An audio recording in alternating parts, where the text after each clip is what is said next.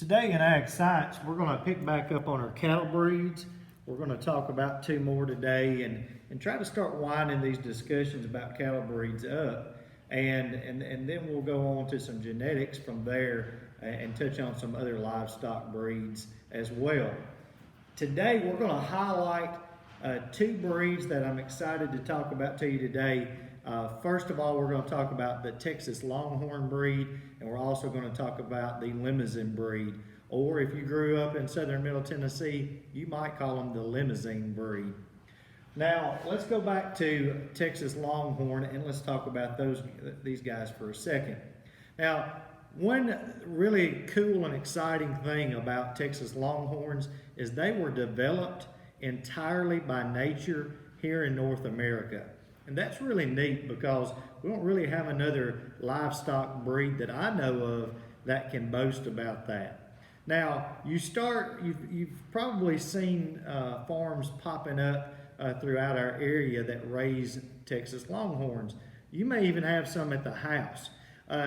These cattle have various properties that you know are good things in cattle breeds, and we'll talk about those as well as some disadvantages as well. One thing that's really interesting about these cattle are they are very fertile. And as we talk about reproduction and we talk about why we need cows to breed back quickly and heifers to breed quickly, let's just think about this for a second. The average cow's gestation is going to be somewhere close to 9 months, right? And so if that cow is bred and goes 9 months in gestation and has a good healthy calf, then she's going to spend a little time recovering from that, and then she's going to start to come back into heat. Well, the quicker after that point she can be bred and bred successfully, the better. So the higher the fertility rate, the quicker they're going to get bred back, generally speaking. So as long as we can keep that bull in there at the right times, then she's going to spend that downtime not getting bred. As soon as she comes into heat, that bull's going to recognize that and hopefully get her bred and then have a calf. Now, if we play off a different scenario, a similar cow is bred. She goes around 9 months and goes through gestation. When she has that live calf, she goes through her down period. She starts to cycle or go into heat again. And this time, if that cow does not get bred, and let's just say it takes her another 4 months to get bred. Well, in that 4 months, versus the other cow who had a calf, that calf is going to be 4 months old, where this cow is just now getting bred. So now she's 4 months behind the curve when it comes to raising a calf in your herd. So having a breed like the Texas Longhorn that's very fertile and can breed back quickly is a great perk to add to any herd. Now, another thing is these guys are scavengers, meaning they can survive with poor quality forages or little to no forages. And that's important because of mainly where you find these guys. You usually find them in places where the forage is not as great and they're having to search that out for a little bit. Now, the problem that we've run into with Texas Longhorn comes on the meat side of things. Where they're quick growing, they're going to go out, they're going to find the meat they're going to find the grass, that's necessary. They're not going to pack on the pound like some of the other breeds that we've talked about. So if you're looking for cattle to raise for beef purposes to sell, for maybe for freezer beef or something, you might like it because of a particular taste or the fat content. But you're not going to get the poundage per animal out of the Longhorn breed that you would typically out of other breeds. And I say typically a lot because guess what? Not everything's written in stone. So just take that with a grain of salt, but keep it in your hip pocket. Now let's talk about the Limousin breed for a second. The Limousin breed is a breed that has come a long ways throughout the years. Started in France and early on in France. I mean, we go back and we start seeing numbers like 16, 17, 1800. So they've been around for a long time.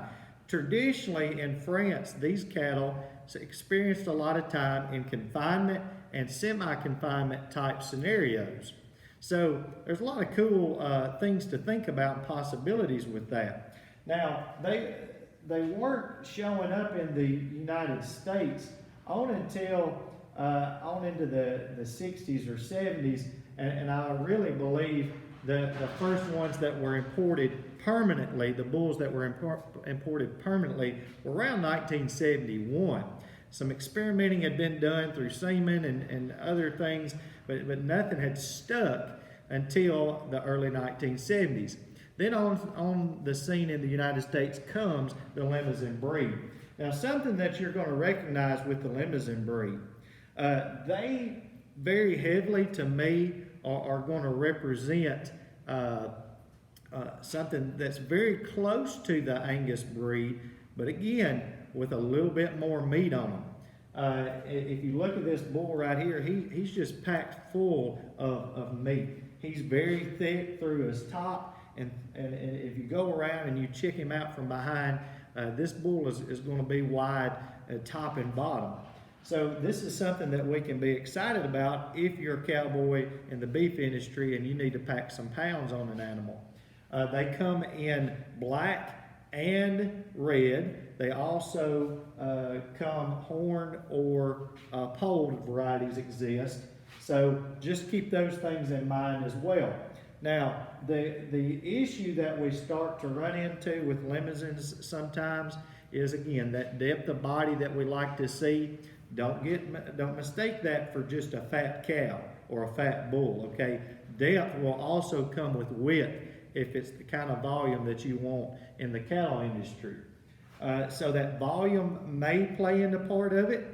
How do you overcome that? Well, when you're trying to pick out your replacement heifers or buy a cow or buy a bull, you look for that good curvature of rib. You don't want them to be flat-sided and deep, because then you're just seeing fat.